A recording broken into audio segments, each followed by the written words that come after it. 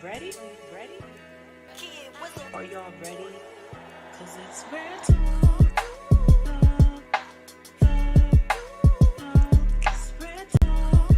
Tabby, Tassie. Hey, it's rare talk. Rare, authentic, real experiences. That's what it is. Hello, everybody. Welcome to another fabulous episode of It's a Rare Talk. Hey We y'all, are here with, Tabby. and I'm Ty C. But listen, tonight it is a special episode. Oh yeah, we gonna introduce you. Tonight is a special episode. So normally Ty B and Ty C get to introduce the guests, but tonight Ty C has the opportunity to introduce two amazing people. And so we have the co-host tonight as being one of the special guests on the show. And so we are excited to have Ty B and my cousin Joe, better known as the Bowdens, right? So we are excited. Listen, Joe, I don't have to really give Ty like this special introduction, but we're going to give you one. Shout out to you. Welcome to your first appearance, I'm sure, of many on It's a Rare Talk, where everything is a rare, authentic, real experience. And so I'm excited. I would say little cousin, but I'm only a little cousin to Joe. I'm the big cousin to Ty. Ty really thinks she's the big cousin Joe, but she's not.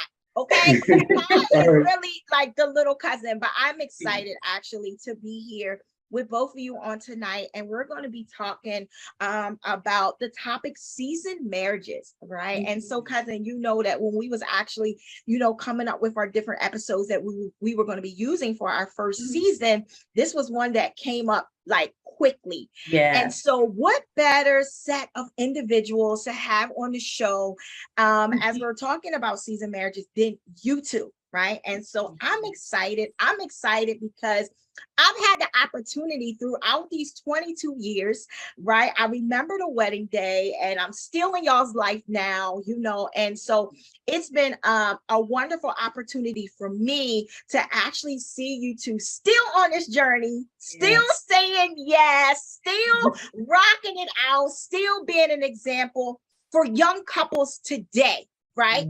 And so marriage, heavy topic, weighty topic, sensitive topic, hard topic, challenging topic, but loving topic, right? And so that's what we want to talk about tonight. So once again, Ty B, you're on the other side now, right? But welcome the Bowdens to the show. And so, like I said, we're going to be talking about seasoned marriages. What do we mean by seasoned marriages? We mean, not that we downplay somebody who's been married a year, 6 months, 5, you know what I mean? But seasoned marriage is somebody, that has survived the good, the bad, and the ugly, right? Because a lot of times we get caught up on that big wedding day, we get caught up on all of those things. But what about the other things that come along with it? And sometimes it doesn't even have to be all deep. It could be things such as learning how to communicate, right? Learning how to share, learning how to be kind, so little things like that play a major factor, as you walk through your journey of being a married individual. So once again, I'm excited to have you here. So listen here, I get to ask all the questions tonight. So listen, Joe, welcome to the show, right? And so we know that y'all have been married for 22 years, okay? And so you two are really not that old, right? No. Cousin, how old are you? I'm 44. You're 44. Cousin Joe, how old are you? 49. Okay, so really you're not that old, right? And so we know that you just celebrated an anniversary of 22 years. Like, shout out to God first and foremost. Shout out to God first and foremost, you know what I mean? But I want to say shout out to you because when I hear 22 years, y'all, I hear commitment. Right? And so my first question goes to my cousin Joe. So 22 years, okay? So that takes y'all back to like being in your 20s, right? And so at that age, I'm sure, the way that you view things now versus back then, it's like totally different. You know what I mean? And so cousin Joe, tell me, how did you know that Ty was the one? Well, it was, I'm going to say this, and she was fishing, y'all. So she was fishing. She threw a line out there, and I caught it. And when I heard the conversation about her dreams and stuff like that, it was intriguing, and all the curiosity, and I was like, man, she's a dreamer, and I never really got it like that from any individual before her. So I was like, man, this is fresh, it's new, and it was very interesting. Yeah. Very interesting. Listen, that's good right there, because what you're telling me is like a woman with some goals, right? A woman with goals, despite of having a commitment with a man, because she was, of course she wasn't married prior, you know what I mean? Right. But she already has some stuff. She already had some goals in mind that she wanted to pursue. And so therefore, when you had a conversation with her, she already knew she has something to be able to present. Right. Yeah. Right. Yeah, that's big. That's exactly right. And so when he's talking about fishing, listen, he was playing ball. I seen him, he seen me. And I was doing music at the time. And I was like, oh, I don't want him to be in my video. But I didn't go and tell him. So I didn't go and, introduce myself and throw myself on him or nothing like that. I had told somebody, I'm like, I want him to be in my video. And the guy told him, and the guy gave him my number. I didn't even tell him to give my number. He gave him my number, and he called that night. Didn't you call that night? Okay, all right. Okay. Cousin, don't let him play you, cousin. He's not playing me. No, but he called that night, and we really had a good conversation. It was long too, wasn't it? Yes, it was very long. But I mean, and I'm glad he pointed that out. That says a lot. A lot of times people don't have conversations. They just wham bam and you're done. We had a really good conversation, talking about life and what we wanted. So that's right. Yeah. I think that's good. I think that they'll see, and sometimes people may make that mistake of not putting those things on the line in the beginning, or sharing those things in the beginning, right? And then that just takes it into like a whole different direction. But I love how y'all shared that y'all went in knowing what each other's dreams and goals were. How long did y'all date before you said I do? So let me see, we met in 94, 95. We got married in 2000. Okay. I wasn't one that I wasn't equipped to be a 10-year, 15-year girlfriend. That wasn't me. Like, I'm like, when you with somebody and the things you like about them, it don't take all that. It don't take a whole bunch of years to decide, if you want to be with that person and get married. And like, I had gotten saved, and you know how that is, that dynamic before we wasn't saved. And, we were just living life, boyfriend and girlfriend, you know what I mean? Doing things boyfriend and girlfriends do. But when I gave my heart to the Lord, it was like, man, I want to be with him. I want to please God more. That was my heart. And so we had to have those uncomfortable conversations. So, and I could be honest, it wasn't even no surprise, sweet proposal. I mean, I got a beautiful ring and things like that, but it was like, what we gonna do? We got to go about this the right way, or we're not gonna be able. Like, I had my mind made up. Like, I'm not gonna keep going back and forth hurting God. I mean, that was just me. Even at a young age, I just knew I really wanted to please God, and so, prayed about it. And the date came, and it was history. So, I like that word. So, cousin, how old were you when you got saved? I was actually 18. It was the same year when I had Trey. And when Trey was 3 months, I didn't even plan it. Like, I wanted to raise him up to know God. And I was taking him to church with me. And that day, I just literally went up for prayer, but I felt drawing. You heard that you can only be saved unless the Spirit draw you. The Spirit of God drew me.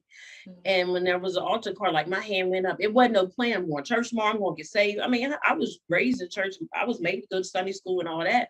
But that day, I don't even know why, but my hand just like went up, tears falling. I could feel burdens lifting up off of me. And I made that decision, and I didn't get it right the first time, so I've had to ask the Lord plenty of times to save me.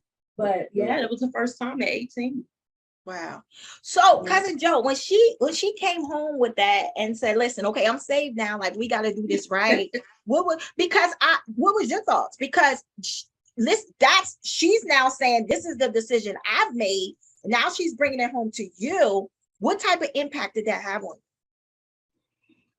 I didn't want to jump to anything. I just had to let it sink in. you? I Yeah. had to deal with it. I had to deal with it, and just had to let it sink in, and wait, and just be sure, you know what I mean, and all that kind of stuff like that. But I just had to let it wait and let's take this process.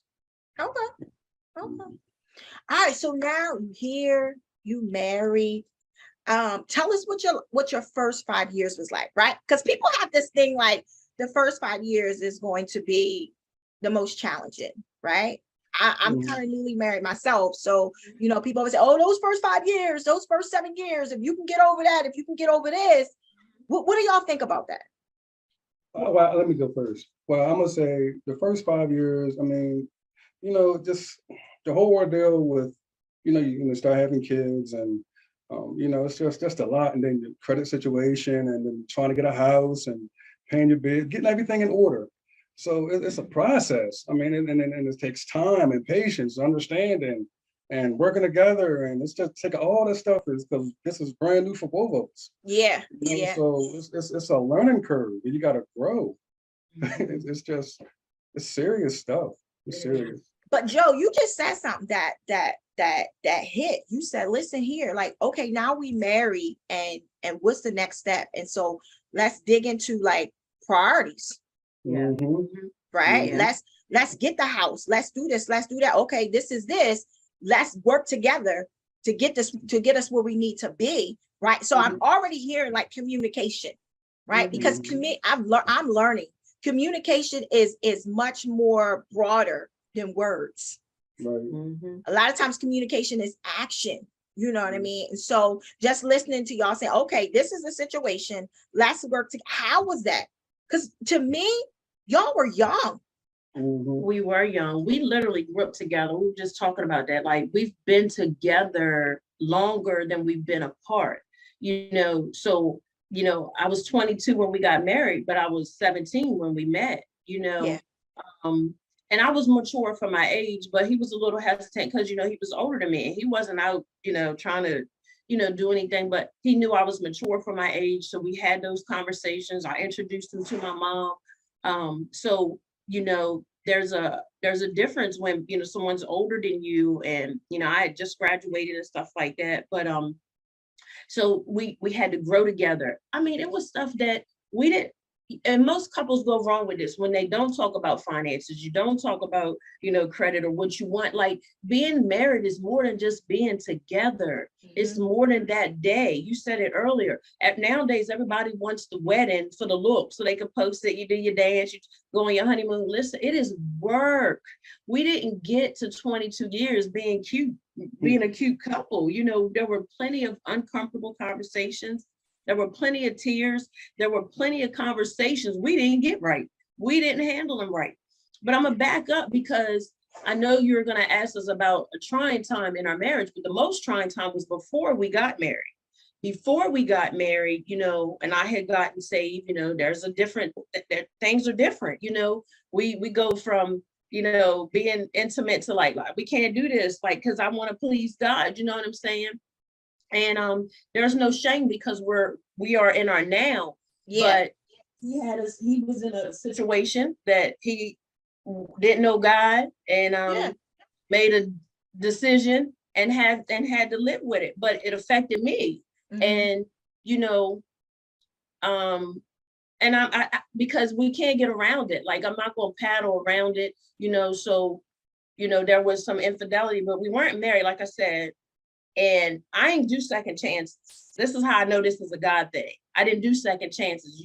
One time was all I gave. So I really had to get to the place of God. How do I, forgive this man? If we're going to talk about marriage, like, I don't want to go through this again. How do I know he's going to uphold, and be the man that I need him to be, right? And then, before we get married, we find out that there's a baby that's his. So I have to process this. I have to deal with pain, embarrassment, betrayal, and still look at him like, Absolutely. after praying and knowing that he was my husband. That's Absolutely. the thing. I knew he was my husband. And so I had to heal during these first 5 years too, and still enjoy the honeymoon stage and not keep throwing it, because when you forgive, you can't keep bringing it back up, you know, but there's reminders, there's triggers and all that. And so it was not just a process, it was a transformation. I had to be renewed daily. I had to ask God for help all the time and still, you know, try to be the best wife I could be, you know, had to learn how to communicate. We had to learn how to listen to each other. Mm-hmm. And so here was one of the turning points. He came home one night and he asked me to come outside, and you had a song playing. You remember the song? All the time I play songs.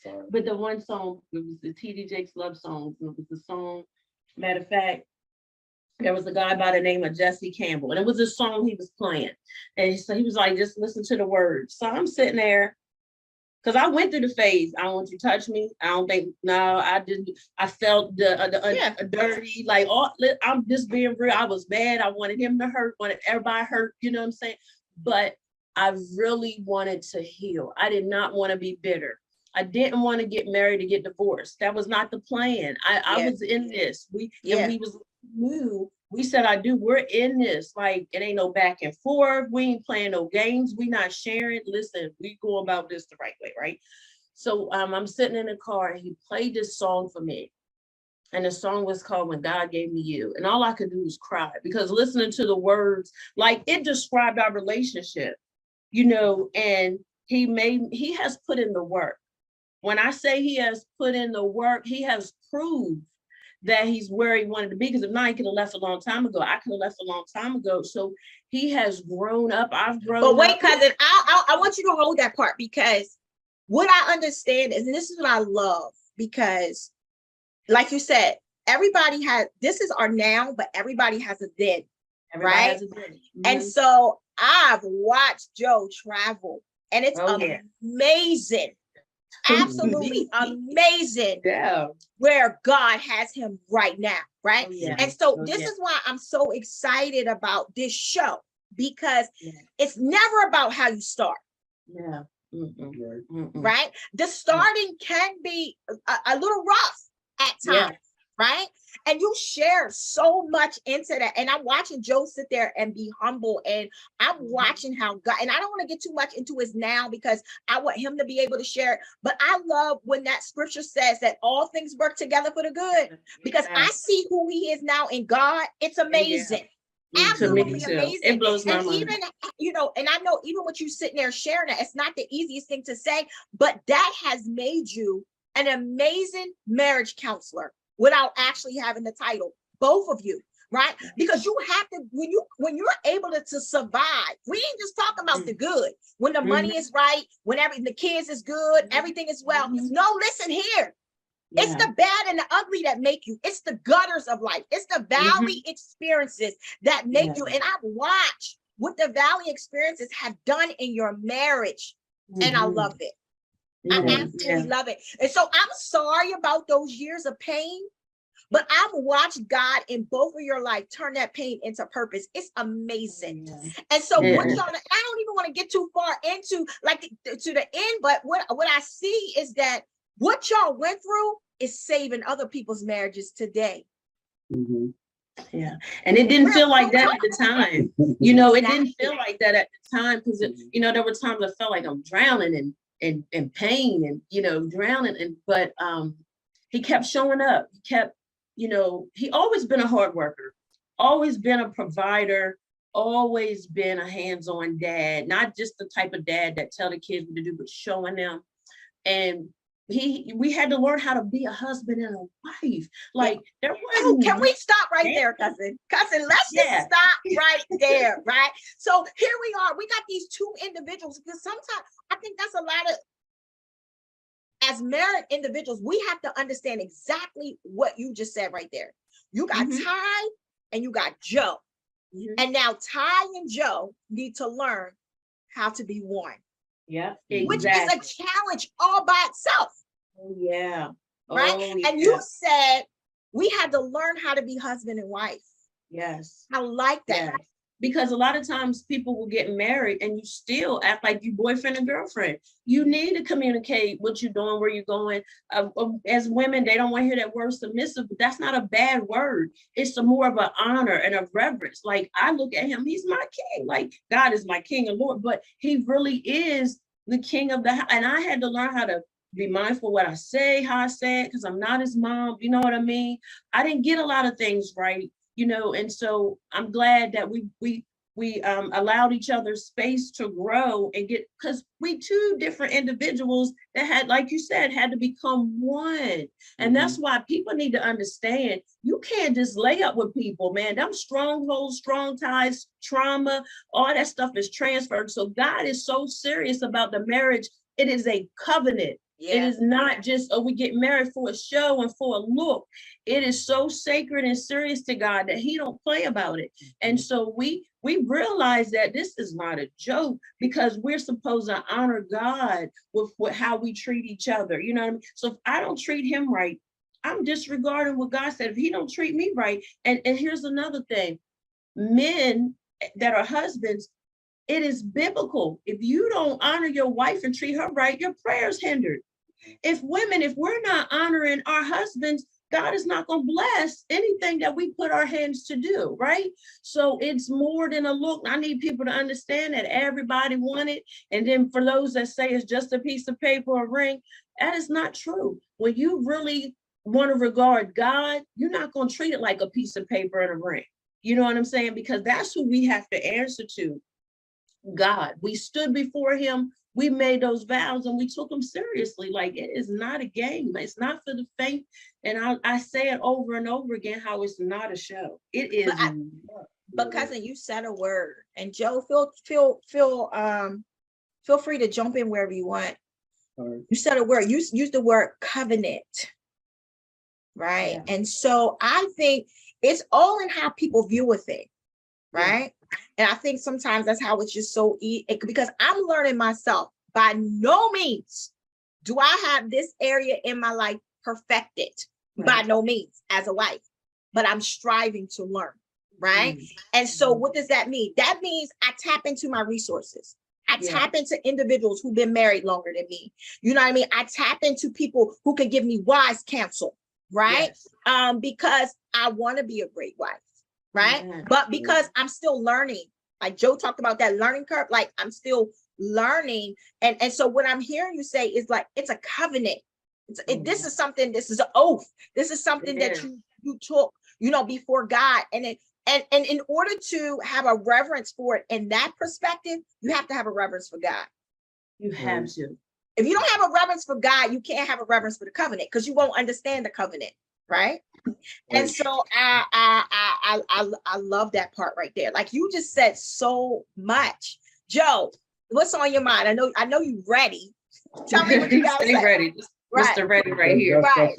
That's my concept for living, man. That ready, you said that ready, that's my concept for living. Ultimately, it gives life. And I just wanted to rub off on people. That's my concept. Yeah. But I mean, I know everybody, life is learning. It is. I mean, I always say this, in God's realm is 100 perfect. In this realm we always going to fall less than. So we always going to be a work in progress. So we got to grow.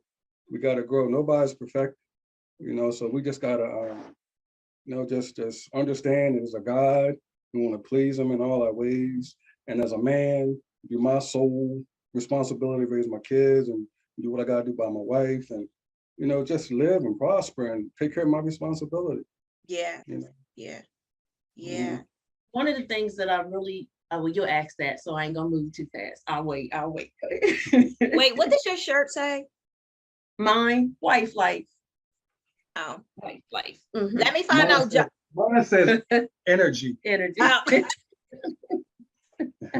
Yeah, I see you, cousin. Go ahead and represent that t-shirt.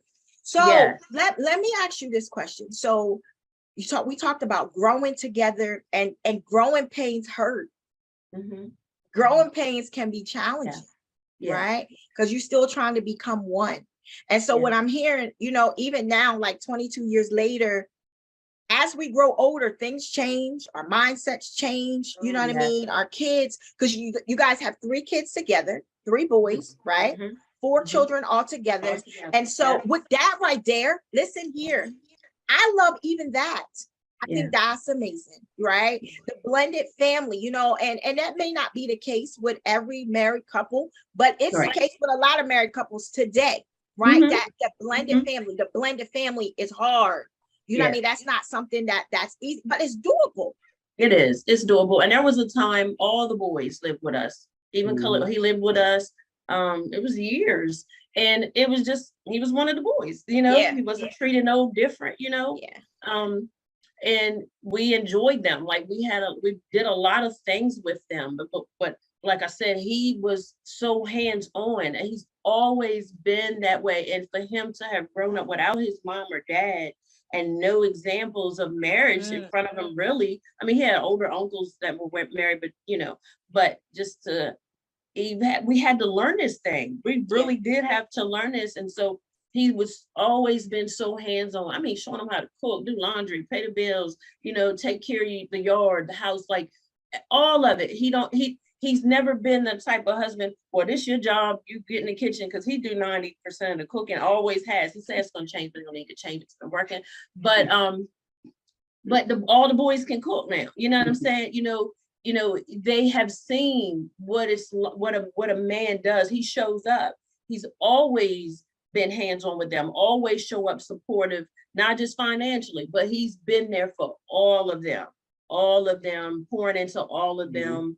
The correction, when it was hard, but he has been there. And I'm just so grateful, you know, to God. And, you know, he used to work so much, but now he's in a different place, even with that. And he'll talk about that when you ask him. But and that's the part of that growth. Like, you know, it was all about the money and the bills and all that. But now we on purpose. That's where we because at I now. think as time changes, as we get older, as we become more mature, as we gain wisdom, especially in Christ, it makes a difference. You're gonna see change. There's no way in the world you can be in God and be wanting to live for him, right?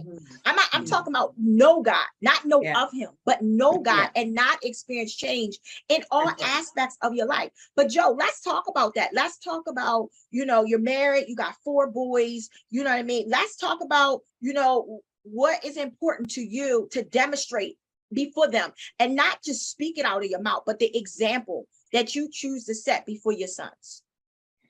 Well, I'm big on, they have to find their purpose. I mean, it's not just them, it's everybody.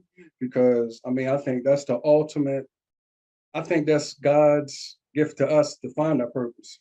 And it's like I'll be 50 years old next year. So, you know, purpose is everything to me.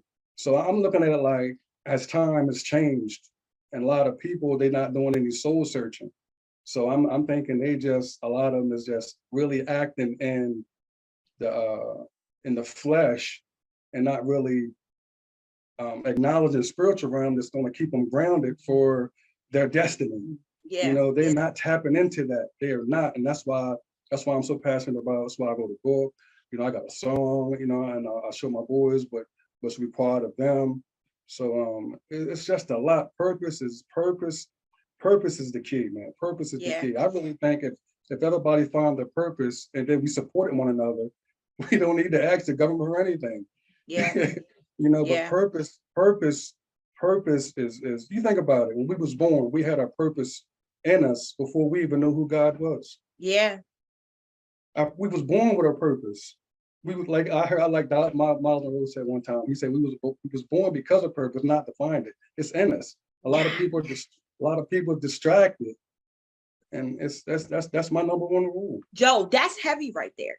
That's heavy, because purpose has a lot to do with identity, right? Yes. I've witnessed you here to late talking to your youngest son, who's a well-known athlete, you know what I mean, and making his way, you know what I mean. You're starting to see him, and I'm proud of what he's doing. But I've heard you have conversations with him, like acknowledging that he's an athlete, but no, listen here, morals, values, like that matters, respect, Mhm. all of that matters. And I think that we need to be pouring that, especially Yeah. into our sons. We need That's to be right. pouring that. And so what you was actually saying to him, I get that you're an athlete, but these other things matter to me more. Mhm. Right. And so setting those standards and those boundaries, I think that's important. And having 4 sons, that's not easy, right? Not just 4 sons, but in the A midst of these grand. 22 years, y'all got a grandbaby, We got a right? That's like grand. changed y'all's whole lifestyle. yes. You know what I mean? I've watched y'all's whole life shift for this grandbaby. I'm Mhm. gonna say this before I forget. I don't want to forget. This is a valid point, but there's one thing in the Bible that stands out dear to my heart. When it says, "Be fruitful and multiply," most people are multiplying before they're fruitful. So fruitful, to my definition, is becoming everything you're supposed to become. And then once Mm. you become everything you're supposed to become, and now you can venture out and you can, meet that special one and you start multiplying. But if you start multiplying before you know what you're supposed to do, what good are you? Yeah. Listen, this was the joke. Oh my God, if this was 20 some years ago, we wouldn't even, oh Lord, anyway. But I'm cousin, so let's talk grateful. about that. Let's talk about, because we heard you say you got saved first. Okay. Yeah. Yeah. So, I heard you say for 10 years you was praying for your husband. Man, listen, because I had it wrong. Like I wasn't shown or told, okay, once I got saved, I got to run to the church every time the church is open. I wasn't told my first ministry was home. That's first ministry. For anybody listening, your first work is at home. Your ministry is home. Your husband or your children, before you going out and trying to do everything for everybody else. And I had that wrong, and it caused some conflict, because I was gone. Or you know what I mean? Then if I come home and I don't have no energy for him, that's not fair to him. And I've been guilty of that. Yeah. And so, and God instituted family before there was church. You know what I'm saying? And so you do not neglect your husband. I'm not saying that there's never a time where, they have to be understanding and be like, oh, babe, well, I'm serving. You want to be doing what God wants you to do. But when you are married, this is your first work. It is. It is. And we have needs, and we need to take care of each other's needs, and everything isn't, in the bedroom or whatever, but even a mental, emotional needs. I've learned to be a big supporter of him. That's how we like, when he said he wanted to do something, I'm like, okay, babe, well, let's get it done. He's mentioned a book, help him get the book done. Anything that he desires to do, I'm his help. So Yeah. I'm not going to tear him down. I might question like, babe, well, what do you think about that? Are you sure? But not to ever discourage him. My job is to support him. And he does the same for me. He always says, babe, you just have star potential. You are really good at this. You're really good at that. And there was a video he was listening to of Miles Monroe. So many that has really helped the shift in his walk, right? One was when he was talking about the man finding his work. Remember that? And he said before he gets a woman, he was saying how the man is supposed to find his work. You remember that? The one with Miles Monroe. And then he was and then the one about being transformed. But anyway, my point even mentioning that was because when you were talking about the fruitfulness, that's on the same lines. Like people haven't found what they haven't started becoming, but they just want to go ahead and multiply. You know how it is. But it starts at home. That's why everything starts at home. At home first when they're young. Yeah. So that's where we fall in on this trouble. That's why the world is the way it is. Yeah, like it's so much dysfunction, and we really want to be a good example for our boys, not faking anything. They hear us if we never argue. That's one thing I can say. We don't argue. We've had disagreements. We've had dumb moments. I told you, I don't like dumb moments. We've had dumb moments where, it's a little quiet. What's wrong? It's wrong. You can feel it. So if something's off, we know when each other is off. But it's so much better when we're talking and we're able to, get through things. And so let's talk about that, cousin, because communication is a big thing in a marriage. But let's talk. So I remember, you was like, I prayed for my husband for 10 years, and then Joe got saved. Right? Mm-hmm. And what was that like? Because what was that like? Well, I ain't gonna say it felt different. I just didn't do foolish things. anymore. If that make any sense, but it's Mhm. everybody, like I said, everybody walk is different. But I went on and I committed myself, and I just didn't do foolish things anymore. Yeah. You grew up. Yeah, That- just didn't do foolish things anymore. That's how you sum it up. You You know? grow up. Mhm. Just didn't do any. I just put a lot of my focus in my work and soul searching and stuff like that, and seeing the bigger picture that I wanted for my boys. I wanted to be somebody that could be look up to, Yeah. and that's pretty much it. Yeah. Mhm. Yeah. That's good. One thing about God, he gonna change up everything. Anything that we allow him to, he gonna Dude, change it that's up. right. Right? That's He right. gonna change it up. And so I know even with that step right there made a major difference in your marriage. Oh, Right. yeah. Oh, yeah. And so you was talking about the communication, you call it dumb talks, right? My pastor like to call it intense fellowships, but even with that, so let's talk about communication, because you're gonna have times that you just don't agree. You know what I Yeah. mean? And so It doesn't have to become an argument.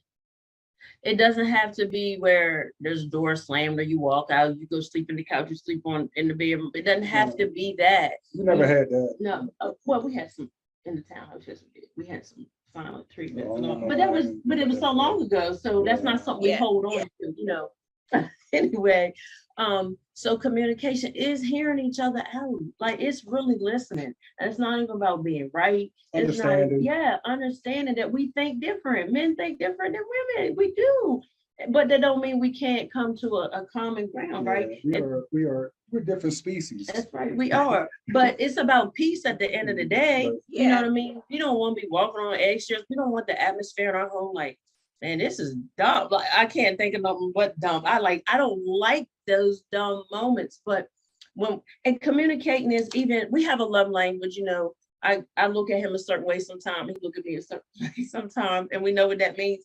And then he holds, I hold his hand while driving. Well, he get to stop looking at me like that. But holding each other's hands, just listening, like really hearing each other out, and not assuming, because that's a part of communication too. Sometimes we assume that when I said that I meant it. I didn't mean it that way, babe. But no, you said, but I didn't mean it like that. So sometimes you do have to explain, and we should not feel like we don't need to explain ourselves. We are husband and wife. So if I say something and it don't sit right with you, let me know. Don't take that and days in, and then you want to bring it up, and I'm thinking we good. Talk about it when I say it's okay. You know what I mean? Because you feel that when you become one, you feel all of that stuff. You feel all of it. And I'll say this to not take up a whole bunch of time as far as communication. We know the Bible talks about love is patient and love is kind. Oh, that ain't talking about the strangers, the one that you with, the one that you laying out, the one that you committed to. Like, God holds us at a high standard. Listen, we might not, I ain't do a lot of stuff right, neither one of us, but we decided, number one, we put away childish things. It ain't about being selfish, and not about being right. I ain't trying to prove like I told you so and all that. We're not doing none of that. Right. You know what I mean? It's really just being supportive. It's really just being understanding and patient. Yeah. And cousin, I remember something you told me earlier on in my married life. I'm still trying to catch up to y'all, right? I'm still in the single digit, Joe. I ain't made it to the double digit yet. But listen, you said something that has helped me tremendously, right? Words either hurt or help. Mm-hmm. That's true. And when you spit them out your mouth, what is your motive? And you can't take them back. Because what happened, I was on the phone with some individuals one day, and they're not married, but they in a relationship, and you could feel from the volume and all that was said, I was feeling, my spirit was almost vexed from it, right? And immediately the Holy Spirit said, if it don't come out in love, it's going to bring home. I was like, what? And I heard it again, and I kept hearing it, and I had to say that to them. I'm like, hold up, y'all, stop. The Lord just let it be known. What you're saying, your words hurt. They either gonna hurt or they're gonna help. That, you know what I'm saying? And so I took that. God was letting me know that too. Yeah, it applies to me too. But I was Yeah. able to share that and help other couples. And that's true, because you can't take it back. You can apologize, but you can't take it back. Because that sting, that's sometimes that stuff stings. Yeah. It can sting. And then you know what I mean, you can just only apologize. So you gotta be mindful. That's not wasting Yes. words. And I Think about think, it. cousin, the minute you told me that, because I was one of those people, and still tend to be, I got to catch myself though, because if we're not careful, you are not hearing to listen. Mhm. Sometimes you want to be like, you know what I Mhm. mean, in a Ready to marriage. And so respond. that doesn't help at all. I've learned that. You know what I mean? That does not help. But I've learned that when you are mindful of what comes out of here, Mhm. Mhm. Yeah. when you, because the Bible talks about that, be slow to speak, Yes. right? And so the minute you said that to me, I'll never forget it. I was like, wow, that's deep all by itself. It really So is. if it's not going to be helpful, It's gonna bring harm. It's gonna hurt you. Yeah, be I quiet. would just be quiet, right? Might But as I used well. to, you know, people think that that's weak. You know, Mm-mm. I got shut up while he lived, or you know, vice versa. You know, he That's got shut growth, up because cousin. she too mouthy and all that type of stuff. No, we have to be conscious of the words that's coming. You know, this one lady told me when I first got married. She said, "I'm gonna give you 2 tools. The first thing I want you to understand that marriage is daily work. It is. Yeah. Daily. Daily. He said Yep. it is daily work. It's not something that you work on once a week. It's not Yep. something that you work on monthly. It's not something that you just shine on and during your anniversary Mhm. period. It's daily work. You have to Yep. work on your marriage there. I didn't know what that meant until I got Yep. into my marriage. Mhm. The second thing she said, prayer will be your best friend. Oh, you talk about it. And I'm gonna tell you what helps. We've learned to pray together. I love when we wake up and pray together. And I'm not gonna act like it's every morning. Sometimes we have to remind each other, but it's so beautiful. That's another form of intimacy. When we pray, we're covering each other. What? You know, I remember like a couple of weeks ago, I was feeling bad, and he came and prayed with me, prayed over me, like this got to go, this got to come off of you. And then went and got the things that I need. Sometimes 2 or 3 o'clock in the morning, leaving out to go get whatever I need to help me, get through. He don't have to do that. I mean, he does a lot. Like, man, and people might say, that's your husband. He ought to know. He really goes above and beyond. And so I have to highlight that because he shows up in our marriage. Like he shows up from the yard work to the dog to what I'm serious. He shows up, and he said to me, God want me to take care of everything under my care. So that's our house. That's me. That's our kids, our grandson. My mom is here. He's really good with my mom. And I just love their conversations. And, it was his idea, like, your mom can come and stay, have her own space. Like, who does that? And just amazing man. Just once something done, it gets done, very hands-on. And it's just been amazing. Yeah, because I like the scripture that you use. 2 Corinthians 13, I think that's what it is. Love is patient. Love it. That scripture right there will make you check yourself. Yeah. I've been there. You know what I mean? Like Joe said, it's you grow together, you learn how to grow. Sometimes it hurts, it's painful, you cry, that all of that is a part of a marriage. You know what I mean? And so that particular scripture, a lot of people read it at weddings, and you know what I mean? We just read it out of just like protocol or religion. But if you really check that, like, is your love really patient? Is your love really kind? What does that mean? Are you willing to endure with your spouse, with your mate?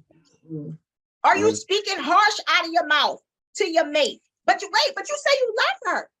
Right. And so those things right there, and somebody might say, I do, right? I do love her, even though I may do this or I may do that. No, we got to check that. Yeah, you're going to bring all that stuff in. You're going to bring all that stuff in. Because people make excuses for why they are the way they are and do the things the way they do. If it don't work, you need to change it. If it don't please God, you know that you need to change it. There's no ifs, ands, or buts, but you have to be the one that's willing to do it. Yeah, but it's not a light thing at all. That communication, because when you can control your mouth, if you can control this, listen here.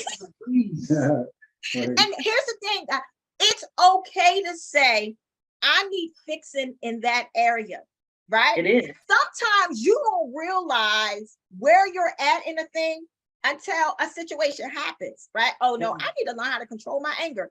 Oh no, Oh, I yeah. need to learn how to control my words. Oh no, Yeah. I need to learn, like, certain things will, but you have to be willing to change Yeah. and say Yeah. it's okay to change, right? Some people say, oh, I'm just like this. I'm gonna be like this till I die. Well, Right. something's You'll wrong miss with that.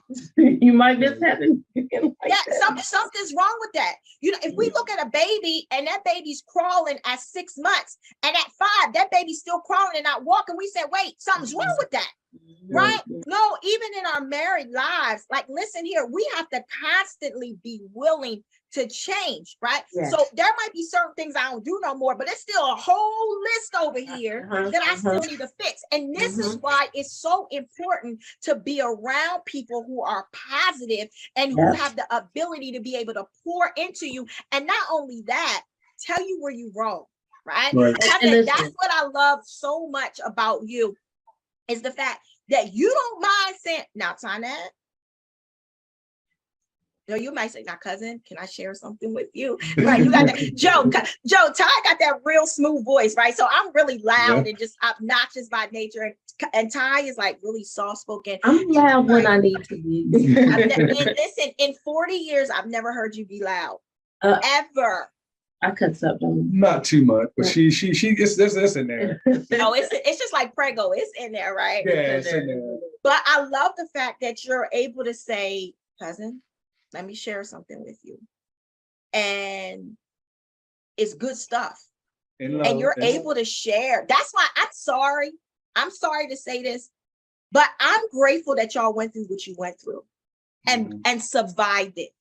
Because y'all don't know, y'all are helping other people. Y'all are. So listen, I don't ever gotta be no wife.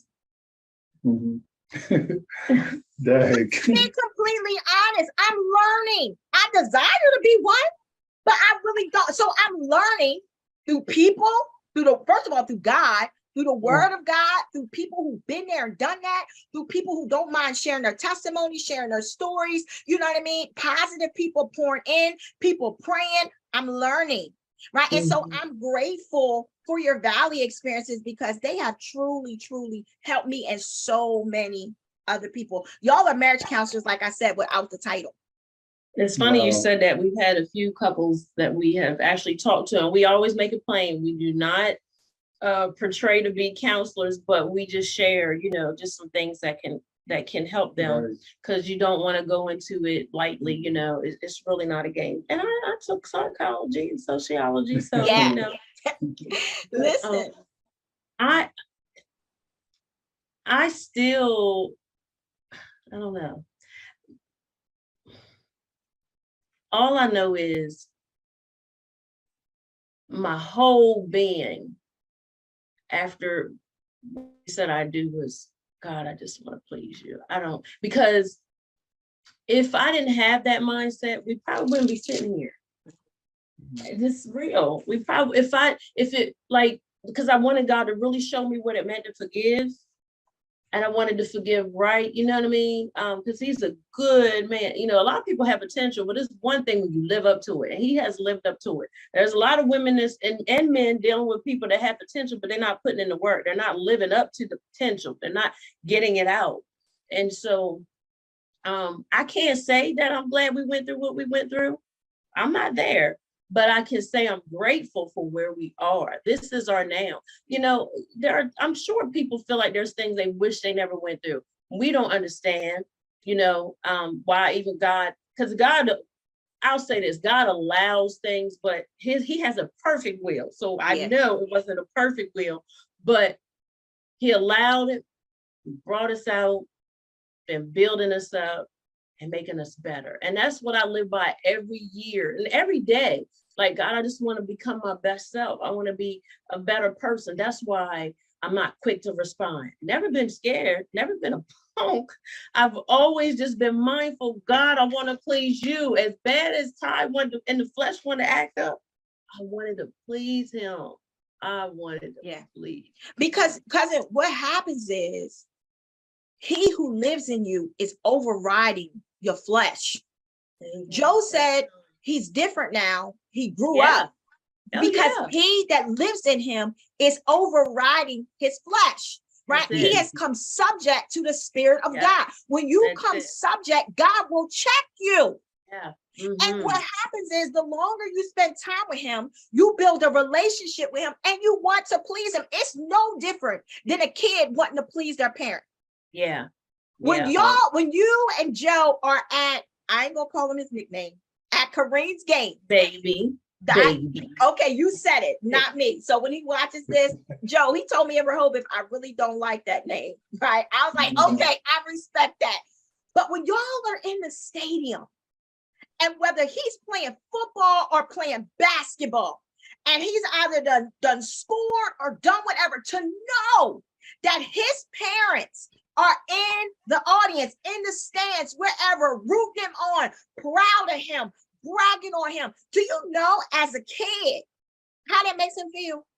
Yeah. As a child of God, knowing that God is in our corner. He's in the stadium. He is rooting us on. He wants us to do our best. He's bragging. He talked about it in the book of Job. He's bragging on us. Right? And to know that we are pleasing him is an excellent feeling. Yes.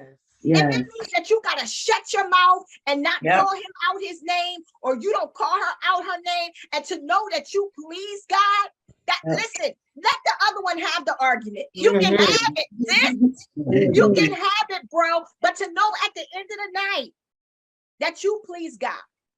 To know at the end of the day, and that's what y'all two are doing. You're striving to please God. And because you're striving to please God, ultimately you're pleasing each other.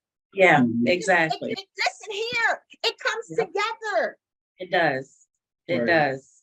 Yeah, it does. And God has blessed us like tremendously, and not just with our home, but with our kids, they're not out getting in trouble. And we're grateful for that, Kareen is looking and dancing, but God has blessed our lives. He has enriched us. He's enriched our marriage. He has his hand has been upon us, and we know that we are to do a work together. And that's why people need to know, you got to know who you are hooking up with, because it's about a work, and we're together to do a work. It's funny because I was always doing all this stuff with youth, and Babe was just running the barbershop. Now all he talk about is the youth. Babe, we gotta reach them. So we're like, God did that thing. He brought it full circle where we're both going to speak to youth and pour into them and build them up. We got some things we're working on. Not going to share it prematurely, but just grateful to God for the doors he's opening, because we have allowed him to be God in our lives and lead us. And so we're grateful for that. So, cousin, tell me something that you love about Joe. What is one thing that you love about him? I know you could name 1,000, but if you had to name one thing, what would it be? The one thing is he really makes me laugh. Like, he really has a sense of humor. It's hard to say one, cousin, because that purpose thing got me. Him all about purpose and God has me locked. But he really has a sense of humor. Like, he is not quiet. Like, we be dancing around the house, we cut up. He really makes me laugh. He sings, and we really cut up. We do a lot of things together. But I'm sorry, you said one. But his sense of humor, how he looks at me too, I love that. All right, cousin Joe, your turn. She's God-fearing. I just can't imagine, being with somebody that's not God-fearing. And I'm funny too, right? Oh yeah, she's funny. She said one thing. Look, she had to throw that part in there. That's extra. That's extra stuff. I know it's extra. It's I'm extra. thinking. But God-fearing, man, that's like that trumps all. Amen. Yeah. Amen. Why do you say that? Why do you feel like that trumps all? Because I mean, I Because feel like there's a lot of people who feel like they don't need God in their marriage. Well, I'm not one of them. Well, we're not one of them. Yeah. But it's a sense of going in the right direction. That's the way I perceive it. Yeah. Yeah. I mean, I'll be 50 years old next year. I just don't have time to be, I just don't have time to be off course. Mm. You're not going in the right direction. Going the Yeah. wrong direction. Yeah, I think with Christ, I can't stop saying it. Like he truly does make a difference. And as you're moving forth in ministry, because ministry is beyond the pulpit, right? A Yeah. lot of people think ministry is just about the pulpit. No, ministry goes beyond the pulpit, right? But going into schools like y'all do, dealing with the youth, like that's ministry, Yeah. right? Y'all have found some common grounds, and just like Joe said, it's been there all along. The Yeah. purpose has been there all along, right? Mhm. We don't have to go find purpose, right? Like he said, you don't have to go find it. It's there, right? Mhm. You just have to be able to identify who you are in Christ. And so now y'all have bypassed a whole bunch of the foolishness things and Yes. able to just focus on ministry. And I just think that is amazing. Yes, it's really enjoyable, It's fun. Mhm. It's fun. We really do have a lot of fun, and Mhm. and that's the only way to really help your marriage. Like you gotta have fun. Mondays used to be our day. We would just ride, go pay our bills, go eat, just spend time. And so if we can't do a Monday, we'll try to find other days or whatever. But that time together, he always talks about the realms. Oh yes. He always talks about the realms, and he always says. Lately, he's been saying, Three "Hey, rent. How many people on here? I don't know, you can't see it. Okay, but don't worry about it. I was going to share something, but I just share about the realms, though. That part about just the only I'm gonna see. because you can't. Whatever she want to ask. Okay. Miss Whatever I Hostess. Mhm. Well, I think I like what y'all just said, because this has like been an area since this is Rare Talk and we talk about things that are real, that balance thing, right? And to be completely honest, that's something I struggle with a little bit, because when you're kingdom minded, a lot of times the juices flow, Mhm. right? When you are a visionary, like you see, They don't stop either. but right, cousin, say it again. When visionary, the ideas, creativity, that stuff doesn't It end. doesn't stop, right? And it just, you can be sitting somewhere and you see something, you'd be like, and really, I know it's not of me, because Right. some of the stuff that I see, I wouldn't even be able to dream of. Some of the Exactly. stuff that God has allowed me to do, I would not been able to do. So I know it's God. But the key word is, and this is me, finding balance. Yeah. Right? Yeah. And so how do you, like, cousin, I heard you say, you're a singer, you know what I mean? You're a playwright, you've been in a lot of plays, you're a leader in the church, you know what I mean? And have been for a long time. You're a mom, you're a wife, you know what I mean? You have a job, like your plate, like we talked about when we first started the show, we were sitting at the table, Joe, and we was like, yo, our plates are full already. You know what I mean? Like you know how you got them sectional plates, but the stuff is like overflowing, like there's a lot, and we share so many common things, and that's what I love, right? But we talked about this thing that we even was starting to show, like, and cousin was really on me because I'm really bad with it. We gotta have balance. We gotta have balance. We gotta have balance. And so, how do you balance each other? How do you balance what you got going on in your life? Joe's a bar, he runs his own barbershop, you know what I mean? Very active with your children, up and down the road with your children. Joe does ministry himself, you know what I mean? Joe is an author, you know what I mean? He's out, I've seen him, a picture of you, cousin. I'm not sure where he was, but he was kind of like mentoring and talking to kids and all that. Like you got all of that going on. How do you balance it? There is not like a perfect way. You really do have to be like, Lord, like help me with some balance and structure, right? You have to have days where you don't do stuff unless you just resting, getting refreshed, restored, just talking to God downtime, because the hustle and bustle, it'd be like so much stuff going on. I can honestly say with all the things on my plate now, I am less burnt out and on the go. It seemed like I'm still all over the place, but I'm not. But when I first started out, I was burnt out and I was everywhere and I felt overwhelmed. I do not feel overwhelmed. All this stuff, I don't feel overwhelmed because I know how to say no, and I know how to pray about things and, discern what not to do and where not to go now. And before I didn't, it was just an invite, I'm gone.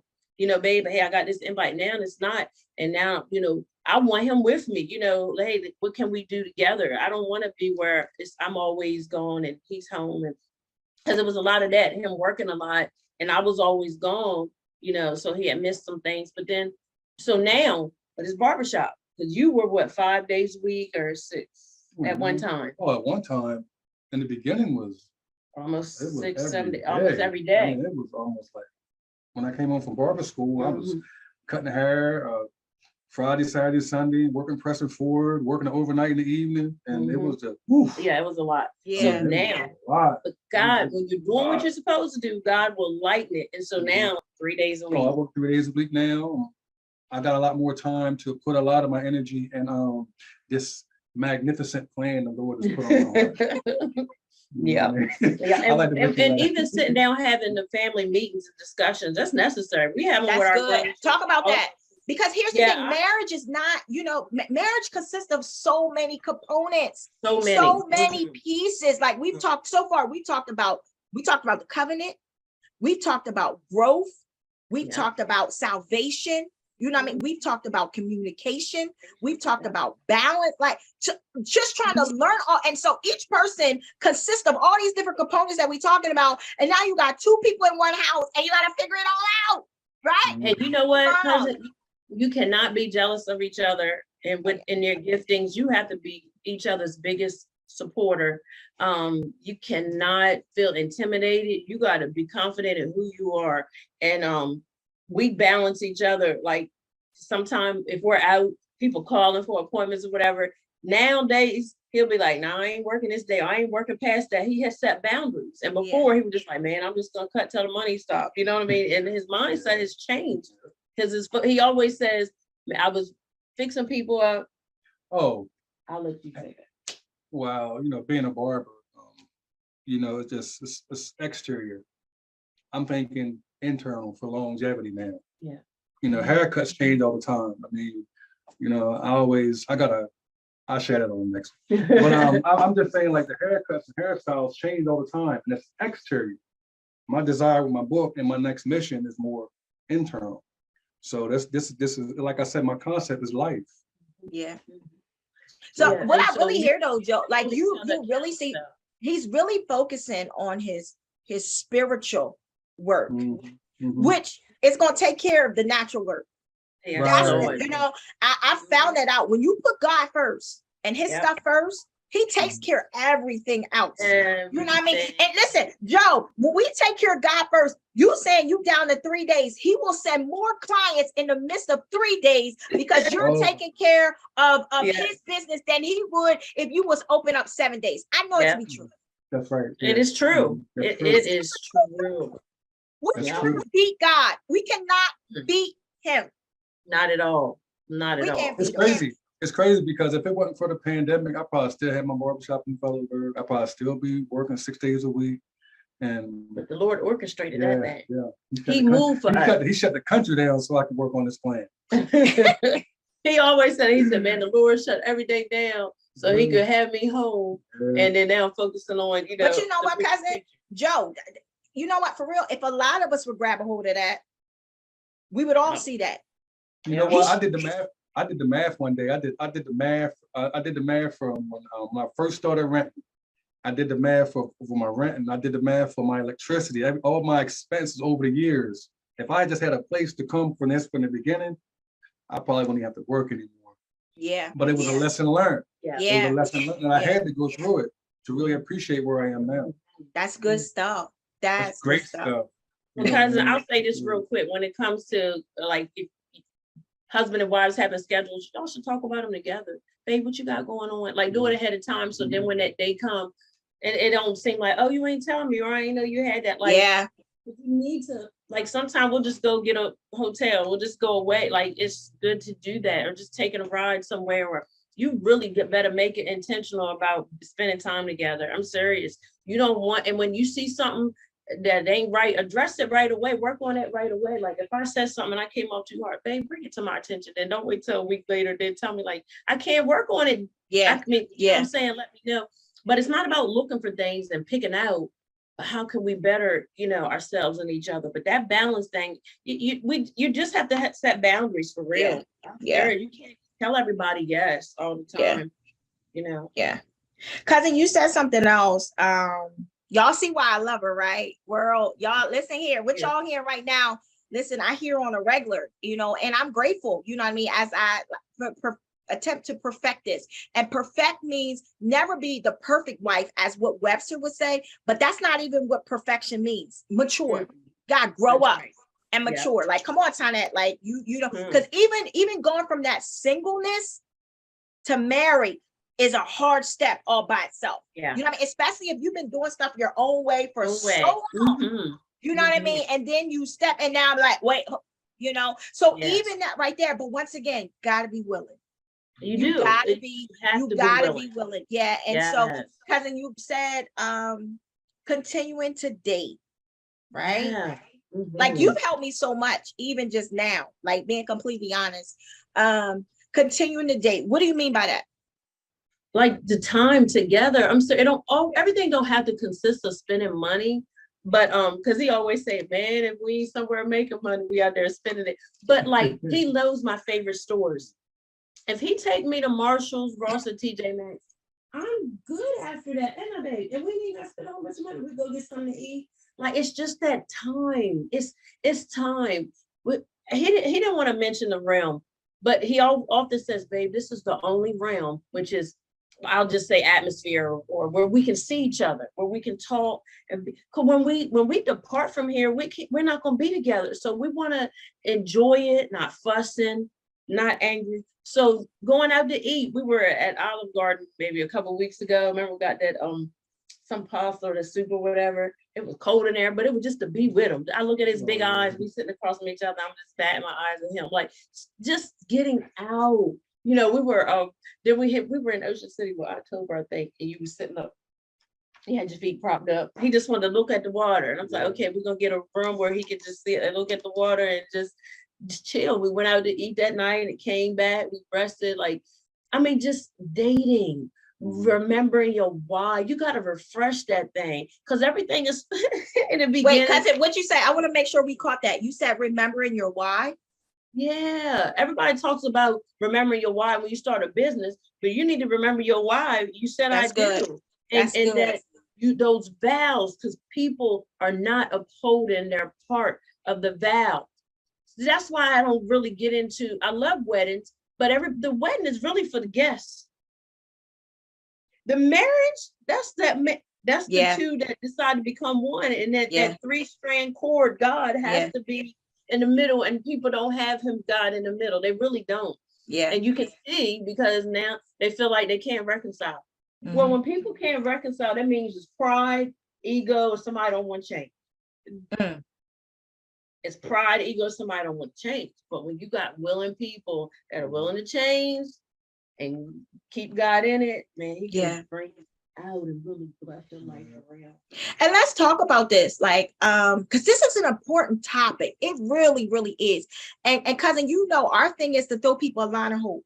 That's Oh, it. yeah. Like, cousin, I don't know who's gonna listen to this. We might be helping to save somebody's marriage today. Like, we really don't know. And so I'm grateful. But let's talk about not being afraid to ask for help. Now, granted, I do believe as a married couple that you have to be careful, you know what I mean, with Yeah. who you share your stuff with and Yeah. who you seek counsel with, you know what I mean? You know, everybody can't speak into your marriage, you know what I That's mean? right. But That's right. I do not believe that you should be fearful or pride, right? My coworker just told me the other day that pride stands for people resisting individual deliverance from evil.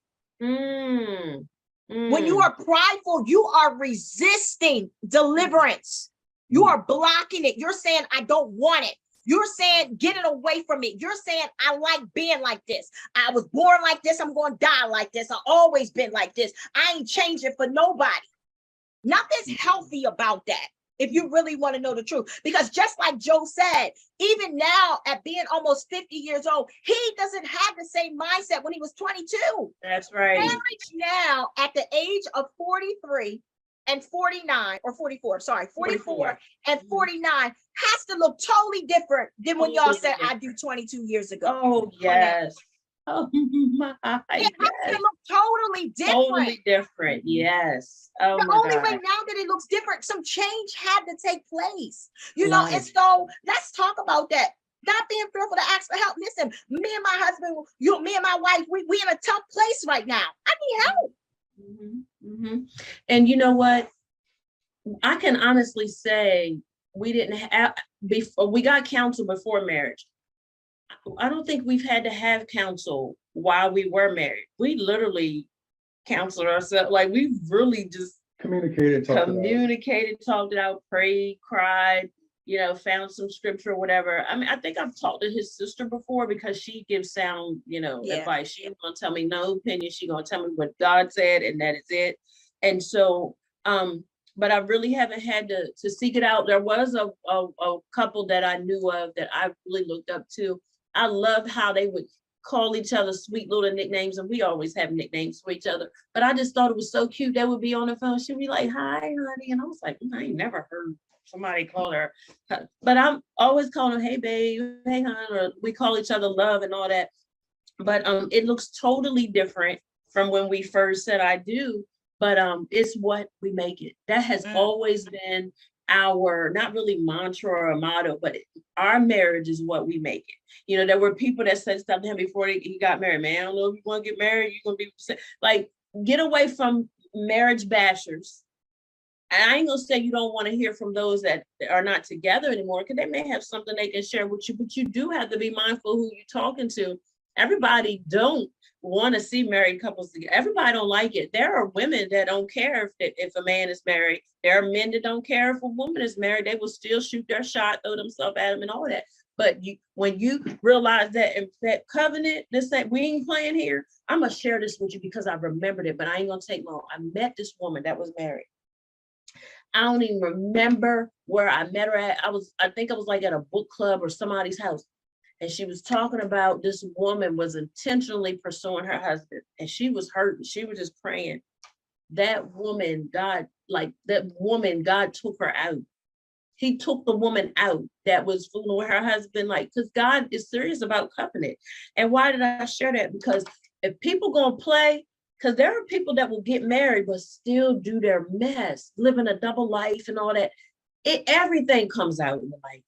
Everything. We can't get nothing past God. Everything come out. Now people got DMs, inboxes, texts. Guess what? God will show you. God even showed me in a dream what had transpired before we got married. The Lord showed me it in a dream what happened. God will reveal stuff to you when you're close to him. But tell people, don't play with it. Do not play with it. It is serious. It is so serious. But I like also what you said when you said that you was talking to your friend on the phone and you would hear your friend say, or they would say, "Hey, honey," or whatever. And you like, wait, but mine don't say that. We, even in that part right there, we got to be careful because we will tend to compare. Yeah. Right. Mm-hmm. And what I've learned over time is that folk will show folk what they want to see, and so that's why I never really compare, because anybody can make anything look good. Facebook is known for that. Okay. Listen, I'm so not caught up on what I see on Facebook because Facebook is nothing but an image. Okay. And so I ain't knocking people for what they post on their own pages. That's completely up to them. What I do know is that marriage is work and marriage is real. And I'm not saying that all days are bad. That's not what I'm saying. Oh, no. Right? And I'm not saying that you shouldn't post on your page, but what I'm saying is I never really get caught up on what somebody else is doing, right? Because people have, like I said, they can butter it up. They can do whatever. I'm not saying you're supposed to air all your stuff out on Facebook either. I don't believe in that social media, sharing all that. I don't believe in none of that type of stuff, right? Listen here. That has helped us. That has helped us in our marriage, not going to people with our business, putting everything out. We don't blast each other out, like a lot of stuff, because I didn't even get on Facebook when it first came out. Like I took a long time, but I like to share highlights, good things, you know what I mean? Because if we're going through something, it's between us and God anyway. Now, if he give us the liberty to share it, to help somebody, but it's not a show and it's nothing to fake, we love on each other. We really do. Right. And if we have a moment, it's going to be a moment. We're not going to make that moment a season, because that's where couples can go wrong. You have a bad moment. Instead of you working on it, it becomes a season in your marriage. Really, let's go there. Listen, and so to our producer, it's Ty's fault. Okay. Listen, part two. No, hold on. So listen, when we get the message, I'll be like, it's Ty B's fault, right? But no, this is good. This is good. I because I like what you just said right there too. That was like so deep. You said something may happen. Let it last for a second. Don't make it a season.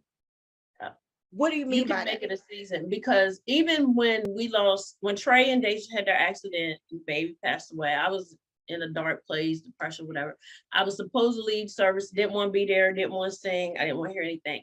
And the Holy Spirit said to me, don't make a moment a season. And what he let me know is things gonna happen in life, a lot of things that we have no control over. Okay, we can cry, get it out, but I don't have to stay there. You don't have to remain. So if you hit a hard place in your marriage, you don't have to stay there. You figure it out, and if there's no resolve, then you seek some help. You got, come on, we got to be wise with it. We're not That's supposed to good. be foolish. We're not supposed to be foolish. Right. We're supposed to be wise. So if I dwell on something that ain't right, or if I keep doing the same old thing and it ain't right, I done made that thing a season. Even grief can be a season. You know what I mean? So those moments, I don't like them dumb moments. I don't want no season of dumb moments. No, let's get it right. Let's hash out all that. Let's get all that uncomfortable, dumb stuff out of the way. Because I'm gonna tell you something.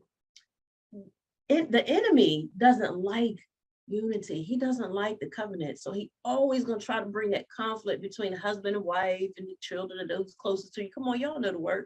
Always. So why are we not beating him at his game? Why are we letting him infiltrate and come in and mess in when we know that's his plan? He's not happy that we made it to 22 years and still counting. So wait, cousin, another nugget. Yo, you dropping them tonight. Both of y'all are. Listen, you said the enemy doesn't want to see unity. So he's going to do whatever to separate, Exactly. right? So you said, why are we not beating him? Why are we not going at him? Because oftentimes we go at each other. Exactly. We fight, spouses fight one another instead of fighting the instigator.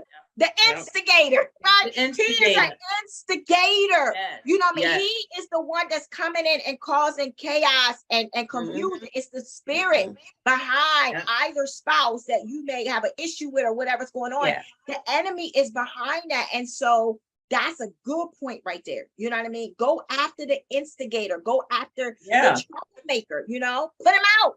How do you beat them? Being lovey-dovey, kiss on each other, compliment each other. How would you really talk? Like, I brought him some lunch today, baby. Was surprising him. He surprised me all the time. He always come in the house with my favorite things. You know what I mean? Sometimes I'm thinking something and he comes in the house with it or he says it. You know what I mean? Like, that's just how close we are together now. So how we beat the enemy? Babe, we gotta pray, because I know this ain't even right. You know what I mean? We know that we had a moments, you know what I'm saying? We realize it, like, man, I'm telling you. So sometimes we don't always have breakfast together, but because I get to work from home a lot, we get to spend a lot more time together. I'll go ahead and do my emails and he'll answer his calls, and then we come back together. We get a lot more time, together. But we able to beat the enemy, because if we're apart all the time and we're not communicating, the enemy has a field day. If we haven't reconciled, if we go to sleep angry, that's the foothold for him to get in. You know what I mean? And so you just have to put him out. But I think a big thing for me, since we being transparent, is just apologizing. Yo, humble yourself and apologize, right? No, check yourself. Yeah. Right. That was that thing right there. But I'm glad the Lord is dealing with me like that, because I don't want to be this jacked up person. Like, I really, a lot of us are jacked up. A lot of us are dealing with the inner us, the inner me. Us. They say the enemy, the envy. Inside of me, we're dealing with the ugly parts of ourselves. Yeah, you. Yes, you know what I mean? Yes, husband. Yes, wife. Whoever you want. We have to deal with the inner parts of ourselves. And sometimes they not pretty, right? Because a lot of times how we've been raised, what we've been taught, you know what I mean? How our parents may have felt, how our parents view life, or whoever our guardian was that has raised us plays a major influence on our life. Yes. Some of the stuff that I used to say, right? And that I heard it growing up. Some of the ways I used to act, I seen it growing up. You know what I'm saying? And so therefore I brought all of that stuff with me into my marriage. Right? And so as time goes on, Joe, as God checks me, whether it be through an intense fellowship or whatever, you know what I mean? If you are true with God and allow him to be true with you, he will convict you. Mhm. It will. He will make you be like, We no, both- like, go ahead, cousin. I was just gonna say, we both had to, babe, I'm sorry, didn't come out right, just apologize, he's had to do that plenty of times, and I've had to do the same thing, and then That's wake humbling. up and we keep it moving, Yeah, that's humbling. And being willing, I guess, to let it go. Right. Mhm, As women, yeah. sometimes, and Joe, you can speak for men, but as women, sometimes we hold on to stuff, man. Like that's Yeah. somebody just told me something happened the other night. I was doing something and I was sharing it with somebody, and she said to me, okay, that was yesterday, you can let it go. Right. But I wasn't ready to let it go, cousin. But when she said it, I'm like, wait, hold up. The Lord done let me wake up this morning. My kids are good. My health is good. Like, what bringing that into another day, right? And so from that point, I said, okay, done. But once again, it matters who you sitting at the table with. Okay, it matters who is feeding into your ear, who you're having wholesome conversations with. That's why I don't like doing all that little dumb gossip stuff. It don't get you nowhere. No, let me sit with somebody who is able to pour into me and make me check myself. Because ultimately, I'm just going to be a better being, not just for God, but for my husband. You know what I mean? For my children. Even as a mother, I've had to go back and apologize to my children. Oh, yeah. Same here. Mm-hmm. I've had to go back and say, listen, y'all, mommy did not do that right. Mm-hmm. Mommy did not say that right. I was wrong for that. You know what I mean? But I had to learn that because I was raised. You know what I say? Right? And she watching, cousin. If she watching, I'm gonna hear it in the end, right? I'm gonna get the phone call tonight. What you were saying, sorry. Right? But I was raised, you do as I say and not what I do. Right. But to me, growing up, Joe, that's weird. You know, that don't make sense because as parents, we are the influencers in the house. So how you gonna do so? And I'm not saying that she was like this parent who did crazy stuff in front of me, but that's what they believed back in the day. I'm the parent and you do what I tell you to do and don't worry about what I do. That just doesn't make sense to me. And so therefore I had to break that in my own home when I became a mom, so so life is all about changing. Life is all about, Joe, as you say, self-evaluation, self-reflections, you know what I mean? And because every day we should desire to want to grow. That's it. And be better. We're vessels. Yeah. We're just going to be used by good or bad. That's good, Joe. Yeah. So Joe, say that again, Joe. We're vessels, so you figure if God is in the spiritual realm and the spiritual's in us, we either gonna let the adversary use us or let God use us. That's it. No, as Maury Povich say, who your daddy? Who is your daddy? Right? Who are you going to let influence you the most? That's good stuff. Listen here, it's been a blessing to be able to watch y'all grow. And so I love when I'm able to witness it with my own eyes. That's why I know God has truly done it. It's amazing. I love both of y'all. I'm excited to see where God is going to continue to take your ministry as a whole. You know what I mean? It's amazing. Y'all's kids is growing up. Y'all about to be empty nesters and stuff like that. Right. And I just believe, no empty nesters. Ty, you like me.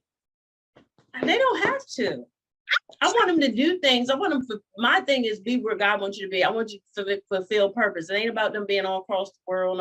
No, I want them to know what they're supposed to be doing. Make sure they're ready. Make sure they're ready. That's a good point, Joe. That's a good point.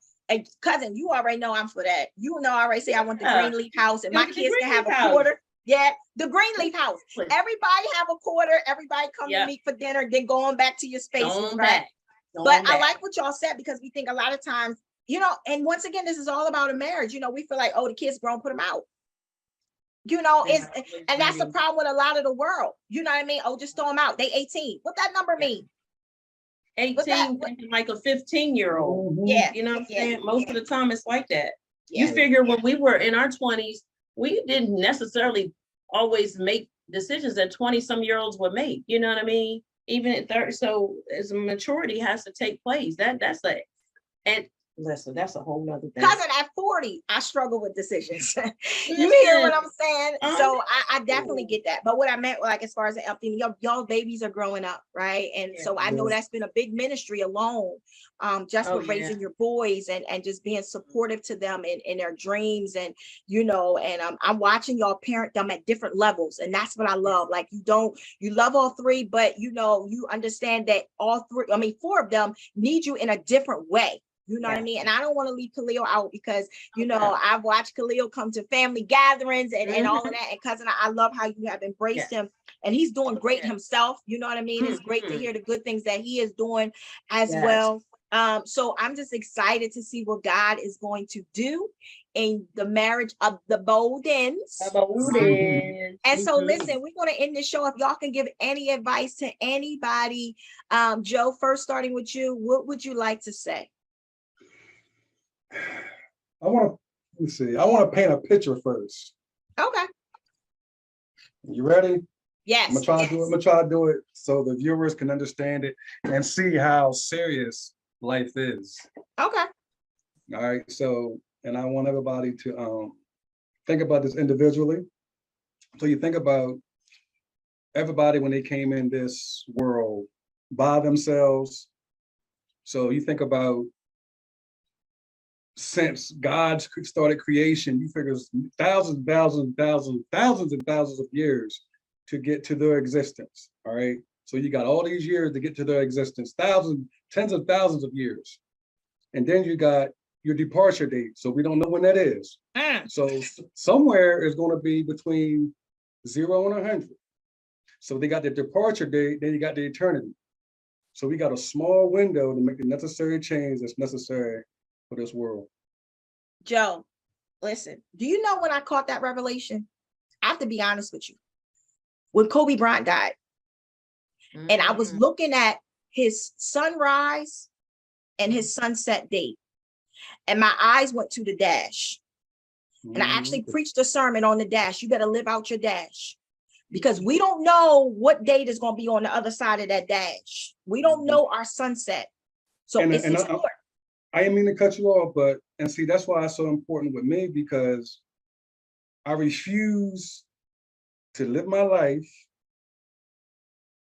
live here, die here, and be buried around the street without making the necessary change for my kids. I wouldn't want to be on my deathbed and look with my kids and I'm not preparing them.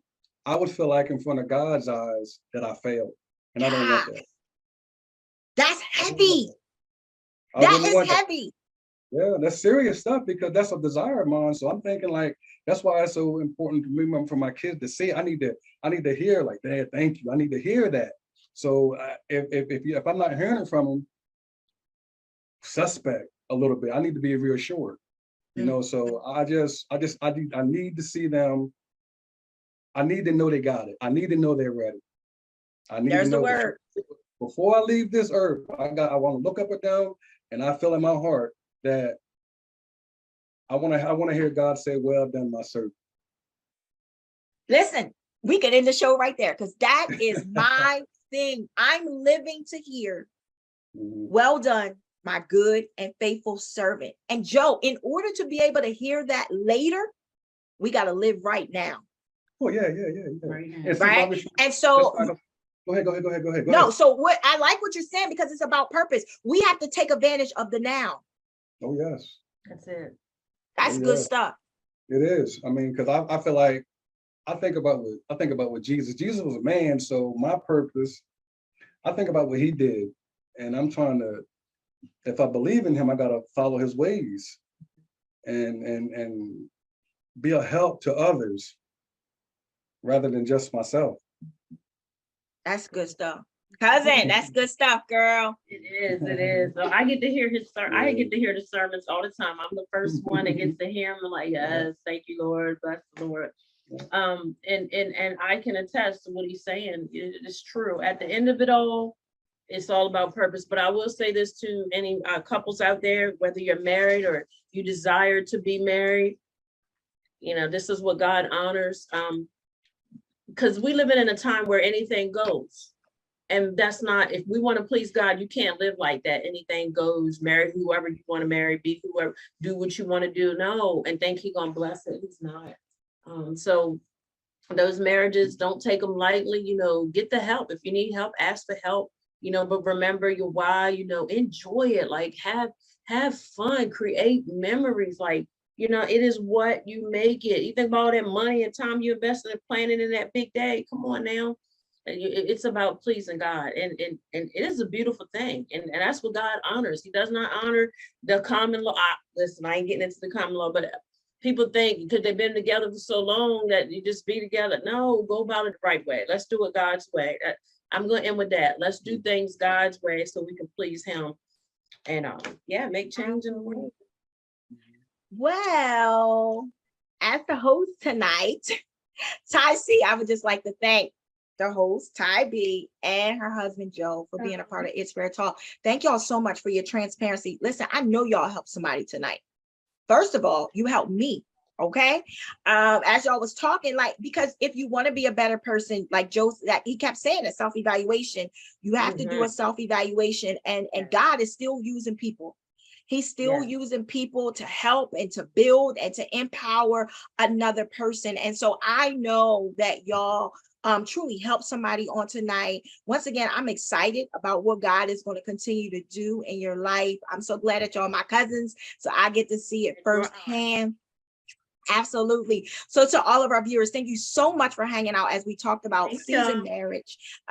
We really, really appreciate you. Thank you for being a part. We are getting ready to conclude our first season, so we are definitely excited about that. Listen, y'all, if you haven't had a chance to catch up on, we're getting ready to be on our 13th episode. So if you have not had a chance to check out our 13 episodes, listen, they all will be available to you very, very soon. We will be in the beginning of 2023, we will be airing on television. So we definitely are excited about that as we get our ducks in a row, cousin. Listen, God has done some great things for us in such a short period of time. I remember when we was working on it at your house, Joe was like, just get it done.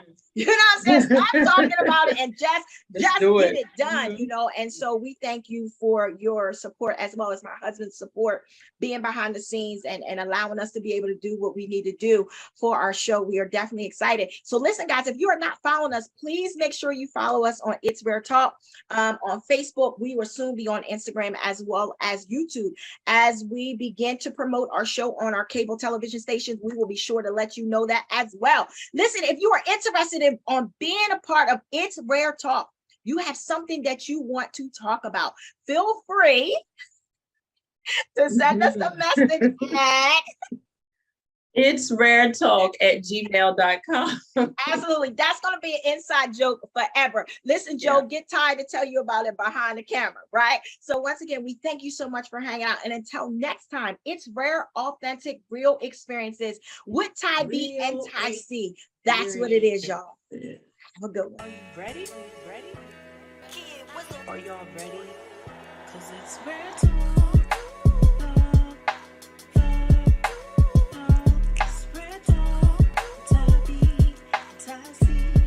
Hey, it's rare talk. Rare, authentic, real experiences. That's what it is.